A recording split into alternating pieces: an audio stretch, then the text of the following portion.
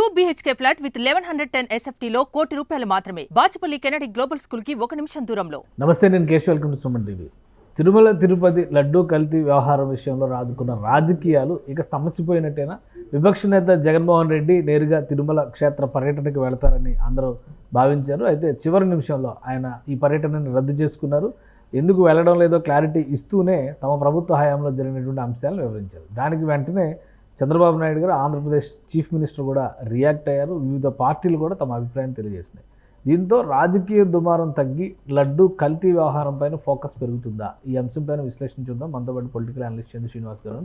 నమస్కారం. నమస్కారం. మొత్తం అన్ని అంశాలపైన అందరూ మాట్లాడేశారు. ఏం మాట్లాడాలనుకున్నారో రాజకీయంగా మాట్లాడాల్సినటువంటి విషయాలన్నీ కూడా మాట్లాడేశారు. సో ఇవన్నీ పక్కన పెట్టి ఇప్పుడు లడ్డూ పవిత్రత, లడ్డూ కల్తీ ఈ అంశం పైన ఫోకస్ పెట్టడానికి అవకాశం ఉంటుందా? అంటే ఇంకా అది ఆ పరిస్థితి రాలేదనుకోవాలా. అది మానవత్వమే నా యొక్క ఇది అని చెప్పేసి ఆయన చెప్పాడు. బాగానే ఉంది. కానీ అదే సమయంలో డిక్లరేషన్ సంతకం పెట్టడానికి వెళ్ళలేదా, పెట్టాల్సి వస్తుందని వెళ్ళలేదా అనేది ఇప్పుడు ప్రశ్నిస్తున్నారు అందరూ కూడా. అందుకనే పెట్టాల్సి వస్తుందనే వెళ్ళలేదు అని చెప్పేసి ప్రతిపక్షాలు, ఇప్పుడు అధికార పక్షంతో పాటు మిగతా వాళ్ళు కూడా విమర్శిస్తున్నారు. ఇకపోతే ఈరోజు అన్ని హిందూ దేవాలయాల్లో వైసీపీ నాయకులు మాత్రం స్వామివారిని అక్కడ అపవిత్రం జరిగిందని చెప్పి చేసుకుంటా ఉన్నారు. పవిత్రం ఇప్పుడు చేస్తున్నారు. అపవిత్రం చేసింది ఎవరు, పవిత్రం చేసింది ఎవరు అనేది అదొక వాళ్ళు ప్రశ్నిస్తున్నారు. ఏదేమైనా కానీ ఇది ఇప్పట్లో సర్దుమణిగే పరిస్థితి ఏం కనపట్లా. ఎందుకంటే మీరన్నట్టు డిక్లరేషన్ ఇవ్వాలి అని హిందూ మత సంఘాలు, స్వామీజీలు, గురూజీలు అందరూ కూడా ముక్త కంఠంతో చెప్పారు. భారీ ఎత్తున ఆయన ర్యాలీగా రేణిగుంట విమానాశ్రయం నుంచి తిరుమల వెళ్ళి శుక్రవారం స్టే చేసి శనివారం ఈరోజు ఉదయాన్నే దర్శనం చేసుకోవాలనేది ఆయన యొక్క షెడ్యూల్. అది మొత్తం అకస్మాత్తుగా రద్దు చేసుకునే తలికి చేసుకోవటమే కాకుండా ప్రెస్ మీట్ పెట్టి మాట్లాడాడు. నేను ఎవరికి చెప్పుకోవాలి, ఎందుకు చెప్పుకోవాలా, నేను చాలాసార్లు వెళ్ళాను కదా అని చెప్పి అన్నాడు. అదే సమయంలో డిక్లరేషన్ గురించి కేశవ్ గారు ఆయన నేను ఎందుకు పెట్టాలి అనే ధోరణిలో మాట్లాడేది తప్పితే నేను పెడతాననే మాట ఆయన నోటించి రావట్లా. ఎందుకంటే అది 310 జీవో ప్రకారం 1990లోనే హిందూ సనాతన సంప్రదాయం ప్రకారం మేధావులు, ఆగమన శాస్త్ర పండితులు అందరూ కలిసి ఇక్కడికి రావాలి అంటే, ఇక్కడ దేవుణ్ణి పూర్తిగా నమ్మినప్పుడు ఒక వేరే మతాలు, అన్ని మతాలు వచ్చినా దానికి అంగీకారం తెలియజేసి దర్శనం చేసుకోవాలనేది పెట్టారు. పెట్టిన తర్వాత ఆనాటి ఇందిరాగాంధీ గారి కాడి నుంచి కావచ్చు, ఆ తర్వాత సోనియా గాంధీ గారు కావచ్చు, తర్వాత ఫరూక్ అబ్దుల్లా, ఆయన తెలుసు కదా, ఆయన కూడా డిక్లరేషన్ మీద సంతకం పెట్టి, వీళ్ళందరికంటే డాక్టర్ ఏపీజే అబ్దుల్ కలాం గారు కూడా డిక్లరేషన్ మీద సంతకం పెట్టినప్పుడు మరి గత 5 సంవత్సరాల్లో ఎప్పుడు లేని విధంగా మీరు సడలించుకున్నారు. ముఖ్యమంత్రి ఎందుకు పెట్టాలి? అంటే రాజశేఖర రెడ్డి గారు కూడా ముఖ్యమంత్రిగా ఉన్నప్పుడు మా తాతల దగ్గర నుంచి మతం మారేమన్న విషయం అందరికీ తెలుసు. రాజశేఖర రెడ్డి గారు ఎప్పుడు డిక్లరేషన్ సైన్ చేయలేదు కదా, నేను ఎందుకు చేయాలి అంటున్నారు.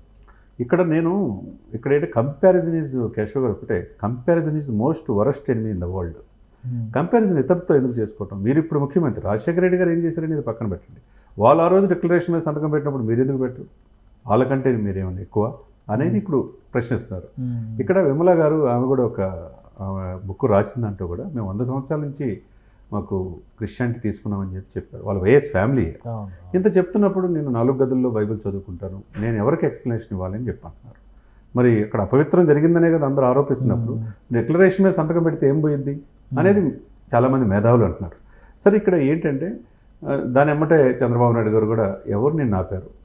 సెక్షన్ 30 అనేది పోలీస్ యాక్ట్ ఉంది, అది ఎక్కువగా డిక్లరేషన్ మీద సంతకం పెడితేనే దళితులను కూడా రానివ్వరా అనే ఒక ప్రశ్న కూడా వస్తుంది అక్కడ. అంటే ఇక్కడ సార్, ఎలక్షన్కి ముందు తుని ఇన్సిడెంట్ ద్వారా అప్పుడు ఆ రోజున కులాల మధ్య ఇన్సిడెంట్ జరిగింది.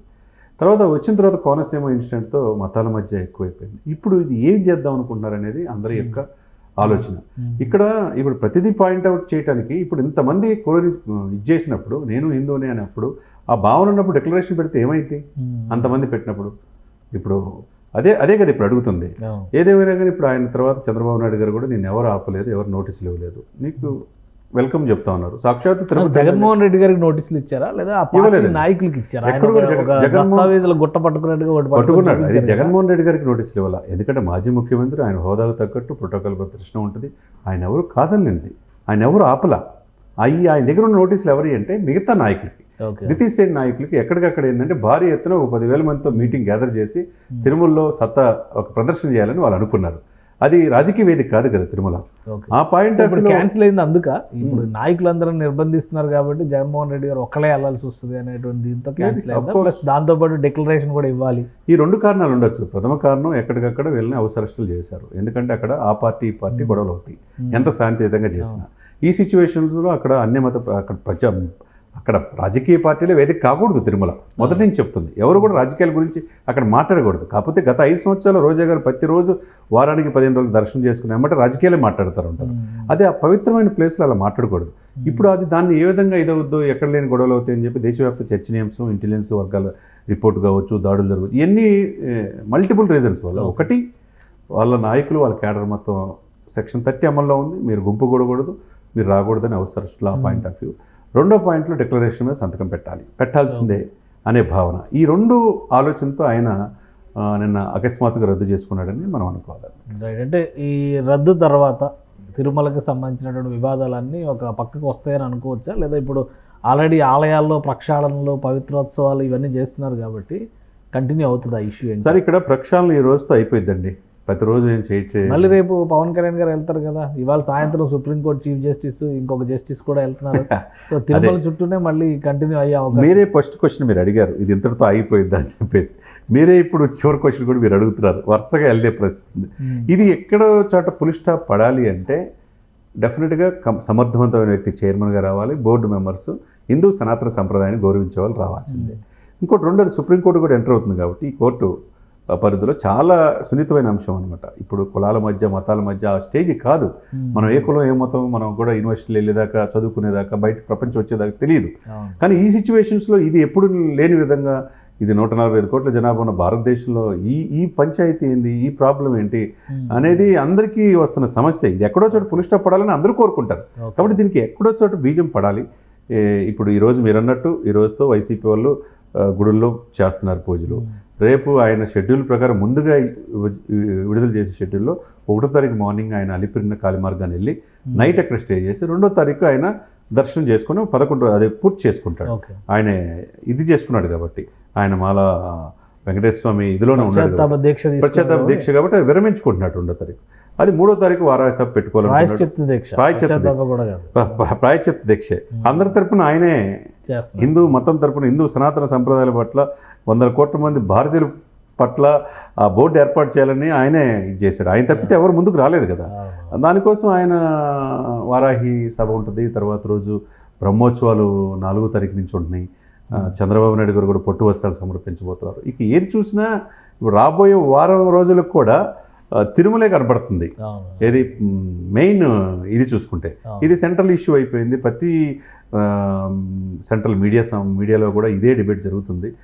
ఇది హిందూ సనాతన సంప్రదాయం అనేది ఎప్పుడు లేని విధంగా వాళ్ళలో చైతన్యం తీసుకురావడానికి ఈ తిరుమలలో లడ్డు అపవిత్రత అనే అంశం హిందూ మనోభావాలు దెబ్బతిని హిందువులు ఏకం కావడానికి. ఇప్పుడు ఈ రాజకీయపరమైనటువంటి వాదోపవాదాలు, చర్చలు ఇవన్నీ సిట్ అపాయింట్ చేశారు కాబట్టి దానికి ఏమన్నా ఆటంకం అవుతుందా? సిట్ పని తాను చేసుకుపోతుంది. సిట్ సమర్థవంతమైన ఆఫీసర్ సర్వశ్రేష్ఠ త్రిపాఠి గారి ఆధ్వర్యంలో చేశారు. ఆయన పని ఆయన చేసుకుంటూ వెళ్తారు. ఎక్కడెక్కడ ఏం జరిగింది, గతంలో ఏంటి, విజిలెన్స్ ఆ నెయ్యి లారీలు వచ్చినాయి, ఎన్ని వచ్చినాయి, ఎప్పుడు జరిగింది, దీని వెనక ఎవరున్నారు, ఈ డైరీ యొక్క విశ్వసనీయత ఏంది, సెంట్రల్ గుజరాత్ నుంచి వచ్చింది ఏమిచ్చింది, ఇవన్నీ కూడా చూసి రిపోర్ట్ పక్కగా ఇవ్వాల్సిందే కదా. ఇది సెంట్రల్ కూడా ఇమ్మీడియట్గా రిపోర్ట్ పంపించండి ఇదని చెప్పేసి. ఇది ఇంతటితో తొందరతో ఆగితే ఈ కులాలు మతాలు ఈ సంఘర్షణ లేకుండా మంచిగా పరిపాలన మీద దృష్టి పెట్టాలి, అందరూ పెట్టాలి, దేశం బాగుండాలని మనం కోరుకోవాలి, ఆర్థికంగా ముందుకెళ్ళాలి, అనేక మంది ఉద్యోగులకి నిరుద్యోగులకి ఎంప్లాయ్మెంట్ కలగాలి, చాలా సమస్యలు ఉన్నాయి కదా. కాబట్టి ఎక్కడో చోట ఇది అందరూ కూడా కలిసి మేధావులు దీన్ని పులి స్టాప్ పెడితే అందరికీ ప్రజాస్వామ్యంలో బాగుంటుంది. రైట్. థ్యాంక్ యూ చంద్ర శ్రీనివాస్ గారు. ఇది రాజకీయ వివాదాలకి ఒక పార్ట్ 1 కంప్లీట్ అయింది. నెక్స్ట్ దశ ఇంకా దాని మీద కొనసాగేటువంటి అవకాశం ఉంది. అలానే జగన్మోహన్ రెడ్డి గారి పర్యటన సందర్భంగా ఆయనకు నోటీసులు ఇవ్వలేదు, ఆయనతో పాల్గొనేందుకు పెద్ద ఎత్తున జన సమీకరణ చేసేందుకు ప్రయత్నించిన నాయకులందరికీ నోటీసులు ఇవ్వడం వల్లనే ఆయన యాత్ర ఆగిపోయిందని చంద్ర శ్రీనివాస్ గారు విశ్లేషిస్తున్నారు. ఇది special discussion. Keep watching. Suman టీవీలో మీ పర్సనల్ అండ్ బిజినెస్ ప్రమోషన్స్ కోసం కింది నెంబర్కి కాంటాక్ట్ చేయండి.